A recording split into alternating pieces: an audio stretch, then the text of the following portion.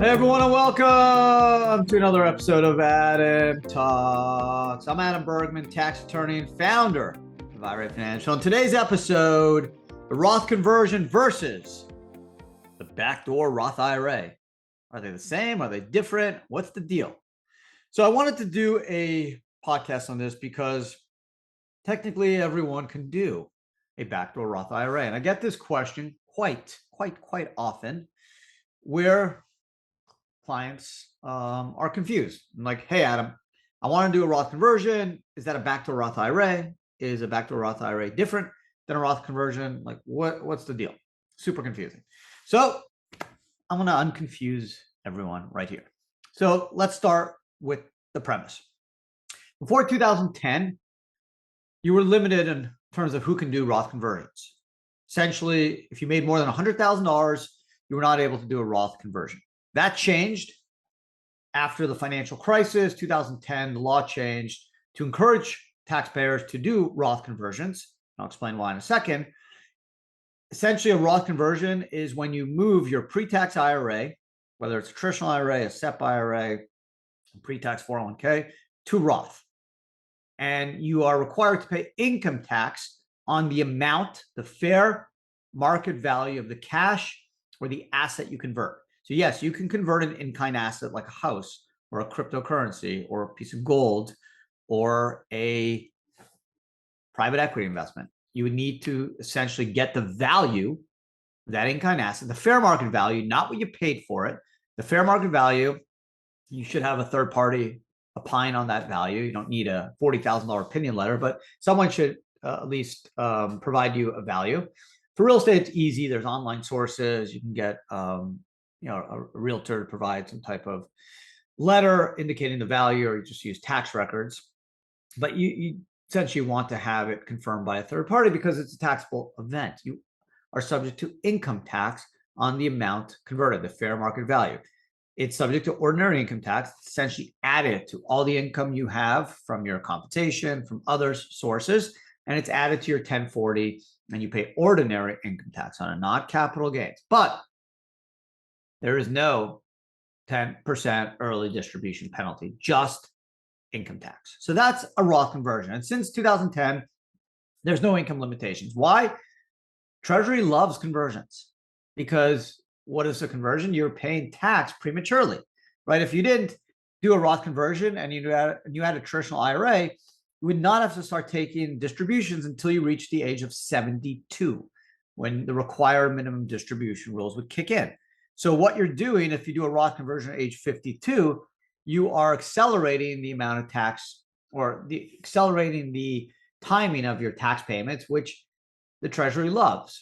Even though long-term, maybe it doesn't make a lot of sense, because if you waited, maybe your IRA would be more, and then they would get a larger ordinary income tax crack at your IRA versus doing a conversion, and then you now have a Roth. And once you're 59 and a half and the Roth's been open at least 5 years, it's all tax-free.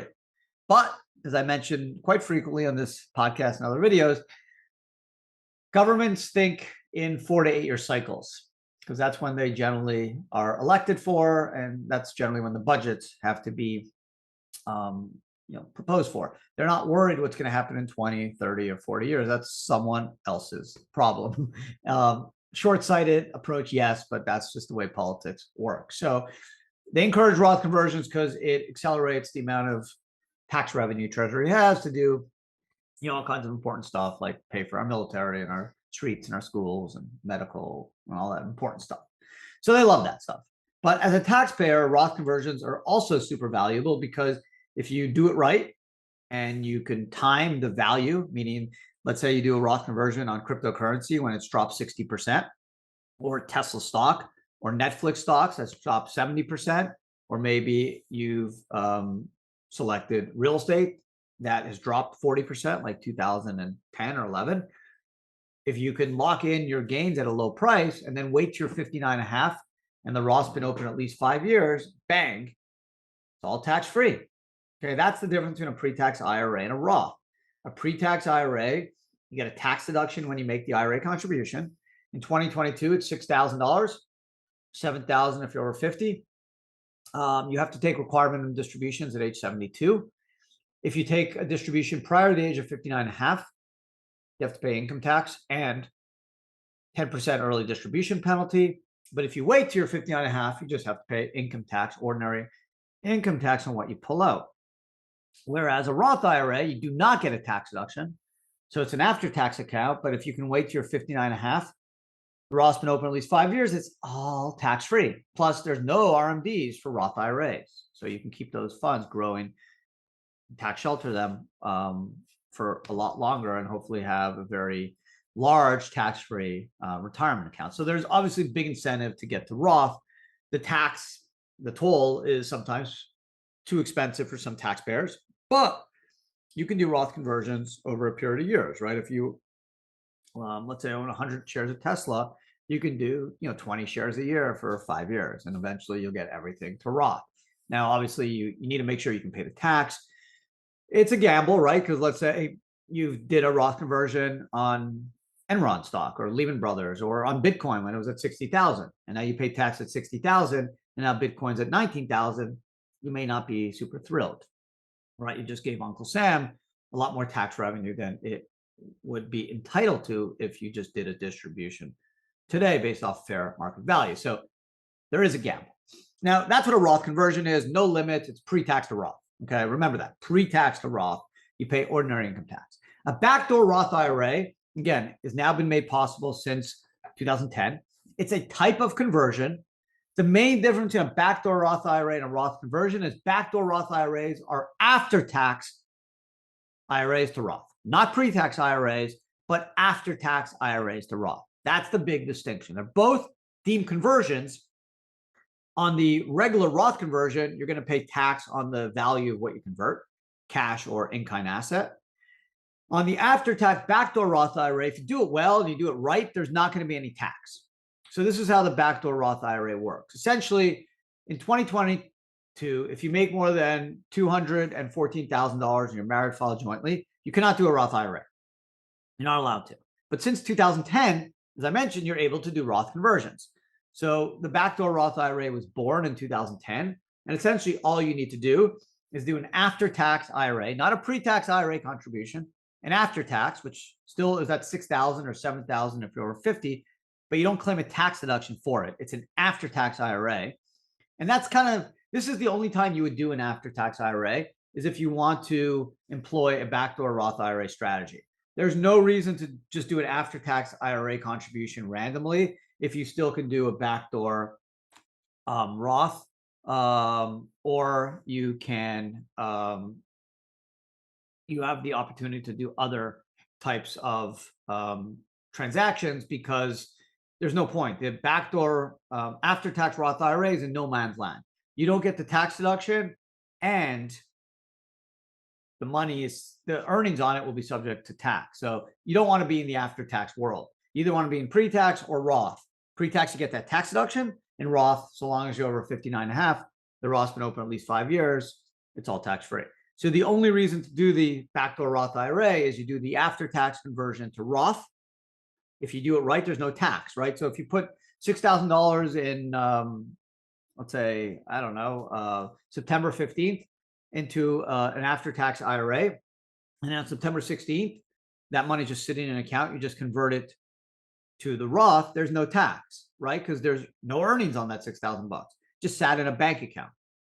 So remember, earnings would be subject to income tax. So if you waited till January of the next year and you invested in Tesla stock and it went up 30%, you would have to pay tax on the earnings on that after tax. So the way to do a backdoor Roth IRA is you literally do it the next day or the same day. Add $6,000 or $7,000 to an after-tax IRA and then immediately convert it to Roth. Again, the only time you want to do this is if you make more than $214,000 married, filed jointly, and you cannot do a Roth IRA. You want to do the backdoor Roth IRA and then immediately convert it to Roth so you can get into the Roth IRA. So in other words, anyone now could set up a Roth IRA by using the backdoor Roth IRA. Warren Buffett, Elon Musk, Jeff Bezos, you and me. We all can do it, even if you make more than 214, because you just do the backdoor Roth IRA. Pretty easy workaround. So one other thing to keep in mind. Not on Roth conversions, but on a backdoor Roth IRA, there's a Prorata formula. It kicks in as if you have other pre-tax IRAs out there. So let's say you had a pre-tax IRA from 2015, $5,000 kind of sitting out there. And now you want to do a backdoor Roth IRA in 2022 of $5,000. You can't convert the 5 automatically to Roth because you have another pre-tax IRA out there. So you have to use this formula where you add all your IRAs together, 5 and 5 is 10. And now you want to do the backdoor of 5 out of 10, which is 50%. So that means 50% of the $5,000 you want to do in an after-tax IRA to Roth in 2022. 2,500 can only be converted to Roth. The rest would stay in after tax. That formula does not apply to Roth conversions. It only applies to backdoor Roth IRAs, which means when you're converting after, not pre-tax, but after tax to Roth. And that only is an issue if you have other pre-tax IRA funds.